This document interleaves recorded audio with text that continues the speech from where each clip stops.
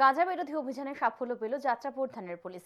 রবিবার যাত্রাপুর থানার পুলিশ ও টিএসআর 11 নং বাহিনীর জওয়ানরা যাত্রাপুর থানার অন্তর্গত জগৎরামপুর ভিলেজের দক্ষিণ তৈসামার গভীর জঙ্গলে গাঁজা বিরোধী অভিযান চালায়। এই দিনের অভিযানে 6টি প্লটে 6 থেকে 7,000 গাঁজা গাছ কেটে ধ্বংস করা হয়। যাত্রাপুর থানার ওসি জানান, গাঁজা গাছ চাষ মূলত অবৈধ কাজ।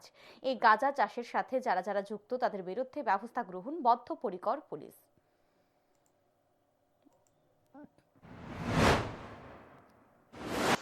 এখানে জগৎরামপুর যাত্রাপুর থানার অন্তর্গত জগৎরামপুর ভিলেজের অন্তর্গত সাউথ তৈসামা একটা অঞ্চল আছে। এখানে গভীর জঙ্গল, সেই জঙ্গলের মধ্যে প্রচুর পরিমাণে গাঁজা চাষ হয়েছে। আমাদের কাছে ইনফরমেশন ছিল, সেই ইনফরমেশন মোতাবেক আমরা এখানে যাই।